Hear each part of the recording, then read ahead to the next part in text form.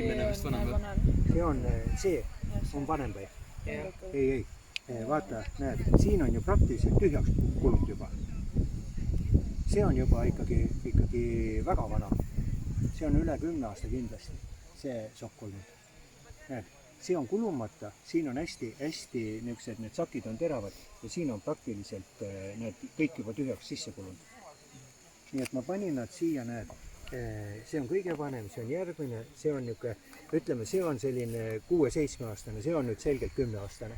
See on niisugune 6-7 aastane, see võiks olla kuskilt niisuguse 5 aastane. Siin on, näed, siin on nüüd järgmine ja ma ikkagi otsin, näete, seda keskkohast hakkab minema, sellepärast, et see hammas on täpselt ühtemoodi kulunud. Siis vaatad, tegelikult siin on, kumb on rohkem kulunud, see on vähem kulunud, see on rohkem kulunud. Aga näete, see kulumise vahe tuleb näiteks selle hamba peal, tuleb paremini välja ja selle hamba peal tuleb välja, et see on rohkem kulunud ja see on vähem kulunud. Minu ülesandeks tänases laagris oli selline väikekiskete nahkade ja koljude tööd. Ja muidugi kõik, mis noortel juhtus selle teema juurde veel küsimusi tulemas, siis sellest rääkisin ka. Meie laagri laste selline eelhäälestus on, uudishimu on olemas. Ja muidugi ju kõik sõltub sellest, et kellel kui palju varem kogemust on olnud. Et mõni teab päris hästi, mõnel on need teemad uudsemad, aga ega see tarkus muidu ei tule, kui keegi ei võta jutuks neid asju. Et osa said ka juurde, et seal on, et näiteks nugised on kahte liike, on metsnugis ja kivinugis ja saime väga ilusti, kuna nahad olid olemas, koljud on olemas, et siis saime väga ilusti rea paika, et siis kas mägrast ja saarmast alates näiteks ja nugised ja mint ja tuhkur ja kärt ja nirk ja selline praktiline kogemus, et sa saad käega katsuda, sa saad võrrelda, sa saad vaadata nii pealt kui altpoolt ja et need olid paigas ja mis siin oli, kellel oli seda kogemust ja sellist just niisugust konkreetsemat huvi näiteks, et kuidas vahet teha hirvastel lõualu järgi, sealt hammaste kulumise järgi, et kui vana see loom võiks olla ja et selliseid, mis on niisugused natukene juba rohkem niisugused jahispetsiifilised teadmised, aga miks mitte, et lihtsalt, et maailmapilt on avar. Me pusime nende unenäo püüdjatega. Ja me puhume siia hästi palju häid mõtteid. Aga juba väga palju oleme läinud jahijuttude peal üle. Ja niimoodi tõmbad rahulikult. Proovi nagu ise saad. Aga näed, niimoodi hoiad, jah? Nii et pöial on, näed, niimoodi. No ma ei tea, et niimoodi. Kui tal on hästi palju valitud, vaata seda. Nii. Ja niimoodi tugevalt. Ja ettepoole, et see pöial ulatus luutükineid. Et sa pead tooma käe ettepoole veel. Veel.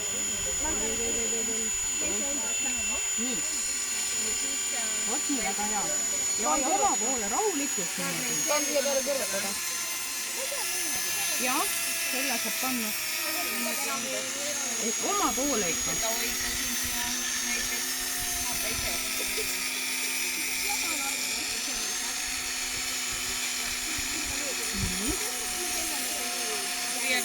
Siin jooned ja täitsin värviga, siis ta kuivas ära, lihvisin värvi maha ja see, mis joonte sees ilusti jääb siia. Ja siis tegin sellega üle, see annab sellise ilusa läike.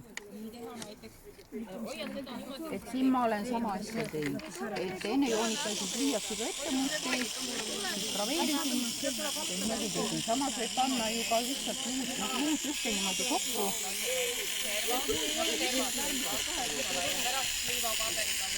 See on lihtsalt.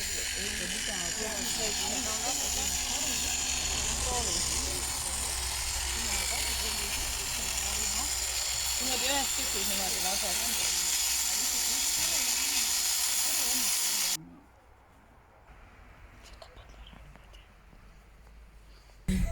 Natuke nagu hakkab silmamoodi.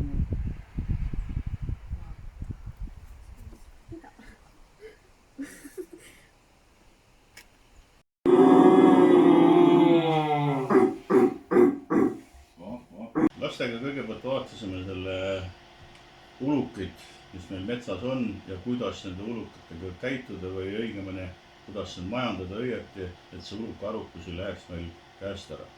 Ja teine osa sellest oli siis see, kui see läheb ära, et missugused haigused ja missugused kahjud hakkavad pärast tekkima, kui see majandamine meil natuke käest ära läinud. Ja kolmas, kuidas siis ütleme see uluk metsast kõige lihtsamalt kätte saada, ehk jahimehe siis unistus saada korralik trofee ja läbi siis selle peibutamise. Ka see on jahimehe tippsaavutus, kui sa oskad selle uluke metsast välja peibutada. Ja lisaks veel, kuna meil on tulemas Euroopa meistrivõistlused hirve peibutamisest, siis oleks ka väga hea, kui meil oleks noort ja andekat järelkasvu ja siin täna nii mõnigi tegi väga häid häält juba. Nüüd on tulevikus kindlasti üks esindaja eest, et väga hea ja töine päev siin. Ja korralikult kinni.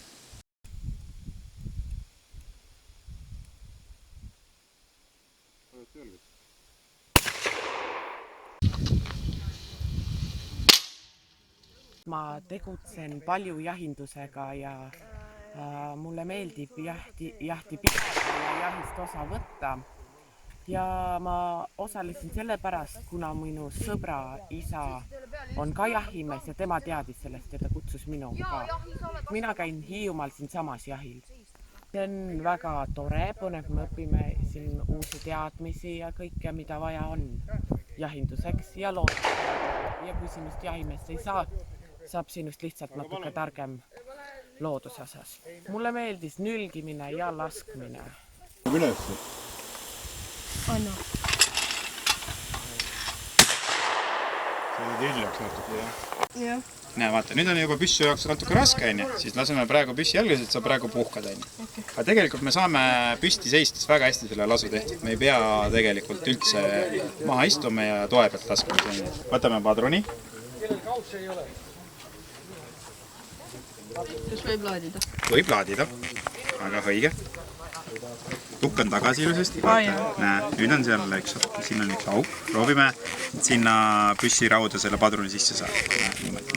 Sisse läheme sisse. Paneme selle sisse. Muidugi saab ka läbi magasini panna, aga praegu me natuke näpuosavust teile teha nutisõtlastele, et näpuosavus oleks olemas, siis te panete siia. Niimoodi. Lükka. Ära pane näppu päästiku peal, näpp päästiku pealt ära. Sa lasu hetkel paned näpiga, lükka lukk kinni, ära tõsta püst. Lase püss alla veel. Pane lukk kinni, lükka kaitseriiv. See on kaitseriiv. Tõsta püssi ülesse ja vajuta päästikut. Vajuta päästikut. Lihtsalt vajuta, kohe. Tõmba. Tuleb lask. Ei tule. Aga miks kaitseriiv on püssil? Selle jaoks, et ei juhtuks midagi. See ongi selles mõttes, et püssi ohutus on see. Kui sa lähed praegu jahile, näiteks mööda viljapõllu, siis on sul padrun rauad, sa ei hakka siis padrunit rauda panema, kui loom tuleb. Sa lükkad luku kinni ja paned kaitseriivi peale ja nüüd on püss ohutu, et sa saad metsas käia. Ja ennem, kui sa oled nüüd veendunud, mida sa lased, mis loomaga, et ei ole tegemist inimesega, muu loomaga, mida sa lastida, enne lasu hetke võtad kaitseriivi maha ja nüüd paned oma näpu päästiku peale ja hakkad lasku alles tegema. Kuna me oleme lasketiirus praegu, siis me kaitseriivi jätame maha, sina võtab püssi ja näpu päästiku peale ja pane kohe sihi välja ja nüüd pane näpp päästiku juurde. Ja nüüd, kui sa oled sihid märgi ära, siis lase. Pihtas? Väga hea. Laskeoskus on täiesti selles suhtes erinev, et osad on ennem lasknud kohe näha, et hoiavad püssi hoopis teistmoodi. Mõned on sellised, kes tõesti esimest korda hoiavad. Aga ütleme nii, et kui ära seletada, kuidas lasta, siis seisvale märgile on siiamaani kõik pihta saanud. Et tegelikult on päris hea, ma arvan. Mulle meeldib siin väga, kuna siin on nagu ööseks jäämisega ja siis mul on esimene kord, kui ma lähen laagrisse, kus tuleb ööseks jääda. Plus veel ma pole kunagi telgis maganud isegi. Tore on olnud.